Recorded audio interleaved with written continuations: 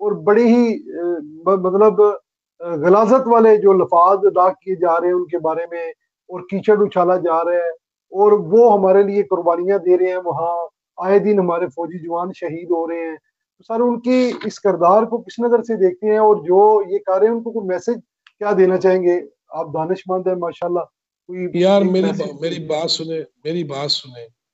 مجھے ایک بات بتائیں، آپ جہاں پہ بیٹھے ہیں وہاں کے آرمی چیف کے بارے میں بیان دینا ذرا.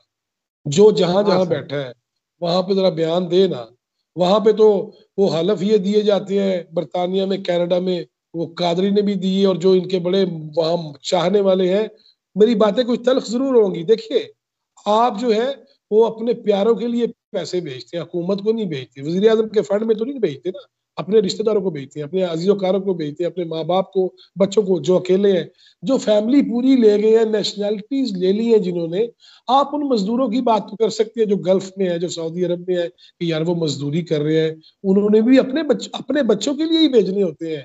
میں نے کوئی نہیں بھیج رہا. یا صدر مملکت یا آرمی چیف کے اکاؤنٹ میں تو پیسے نہیں جاتے نا، آپ کے اپنے عزیز و اقارب کے پاس جاتے ہیں. جی مسئلہ صرف اتنا ہے جو سمجھنے کی بات ہے، وہ یہ ہے کہ آپ نے نیشنلٹی بھی لے لی. وہاں پہ حلف دیا گیا، پہلے ملکہ کے حلف دیے جاتے تھے، اب بادشاہ کے حلف دیے جاتے ہیں کہ میرا چوزن کنٹری اگر میری مدر لینڈ پہ بھی حملہ کرے گا تو میں اس کا ساتھ دوں گا. یار تسی تے گل ہی مکا بیٹھے ہو، آپ کی بات نہیں کر رہا میں، ایک مجموعی ایک جملہ تن میں بات کر رہا ہوں پوائنٹ دینے جی کے جی لیے. جی لہذا اس میں بات یہ، اگر آپ اپنی مدر لینڈ پہ اس جہاں پہ آپ رہ رہے ہیں جا کے اس ملک کو یہ حق دیتے تھے، کل کو اگر مسئلہ ہوا، پاکستان پہ حملہ ہوا تو میں آپ کا ساتھ دوں گا. اس تو بعد تسی اسی پاکستان میں آرمی چیف یا اس کی فوج کے بارے میں بات کرتے ہیں.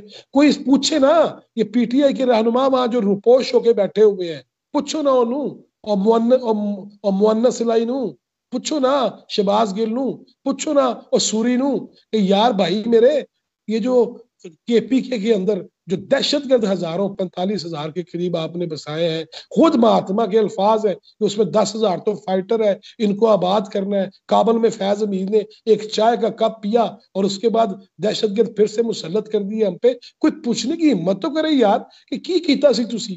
فوج قربانیاں دیتی رہے، میں قربانیاں دیتا رہوں، بزرگ مائیں، بچے، خواتین وہ قربانیاں دیتے رہے، دہشت گرد بسائے یہ اور فوج ان کا صفایا کرتی رہے.